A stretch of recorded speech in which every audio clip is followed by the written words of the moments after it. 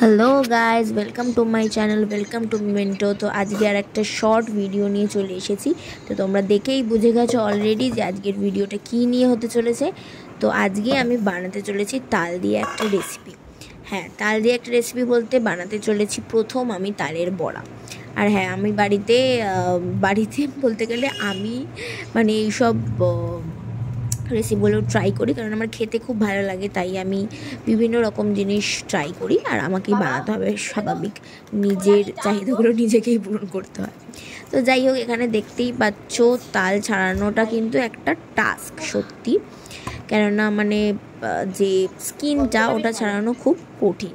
তো এখানে দেখতেই পাচ্ছ আমি সেটা নিয়েই স্ট্রাগল করব।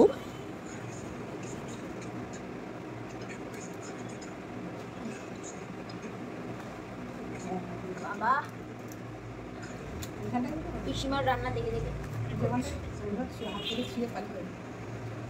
ক্যামেরা দেখে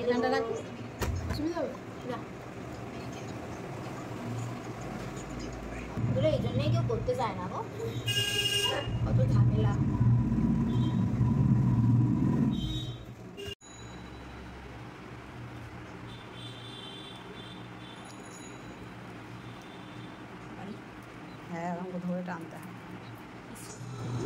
তো ছাড়ানো হয়ে গেলে আমরা একটা জিনিস করতে পারি, যে জলের মধ্যে একটু ডুবিয়ে রাখলে ব্যাপারটা একটুখানি মানে নরম হয়ে যায় আর কি। তো তারপরে যে তালের যে মাড় বলে সেইটা বার করতে সুবিধা হয় আর কি।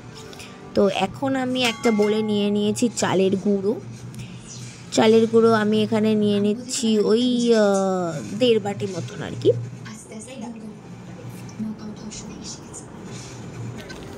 তারপরে আমি নিয়ে নিচ্ছি সুজিটা আমি নিয়ে নেব মোটামুটি ওই 1 বাটি।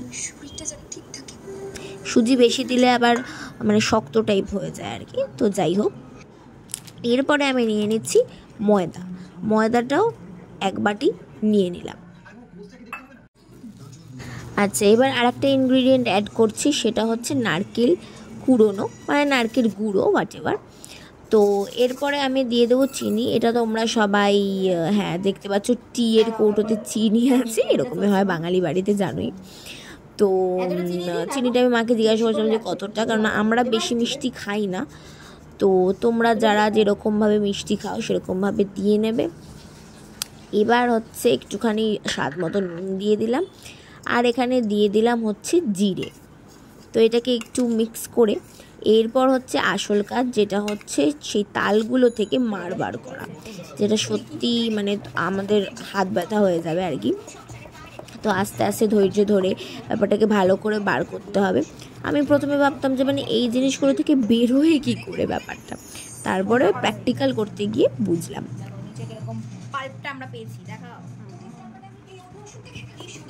তো এরপরে আরেকটা ইনগ্রিডিয়েন্ট আছে, সেটা হচ্ছে পাকা কলা। এখানে আমি 2-3টে নিয়ে নিয়েছিলাম, সেগুলোকে কেটে কেটে তারপরে স্ম্যাশার দিয়ে স্ম্যাশ করে দিতে হবে, আর সেটা অ্যাড করে দিতে হবে আমাদের ওই মিক্সচারটাতে।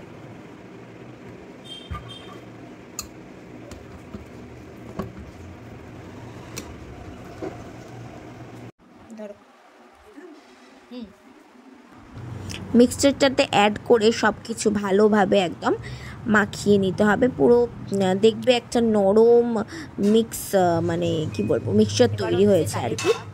এই যে এইখানে যেটা তোমরা দেখতে পাচ্ছ, এবার তো তেলটা আমরা গরম করতে দিয়ে দিয়েছি। সেখানে ছোট ছোট বড় বড়, সাধারণত তালের বড়া ছোট ছোটই হয়, তো সেরকম অনুযায়ী আমরা আস্তে আস্তে সাবধানে ছেড়ে দেব। যখন দেখবো মোটামুটি একটা ব্রাউন শেড চলে এসেছে তালের বড়াগুলোর মধ্যে, তখন আমরা আস্তে আস্তে তুলে নেব। হ্যাঁ, আমার কয়েকটা বেশি একটু ভাজা হয়ে গিয়েছিল প্রথমের দিকে, তো সেটা করলে হবে না, একটু মানে যাতে বেশি ভাজা না হয় সেটা খেয়াল রাখতে হবে। তো এইভাবেই তোমরা দেখতে পাচ্ছ আমরা তালের বড়া বানিয়ে রাখলাম। ভালো লাগলে লাইক, শেয়ার, সাবস্ক্রাইব। বাই।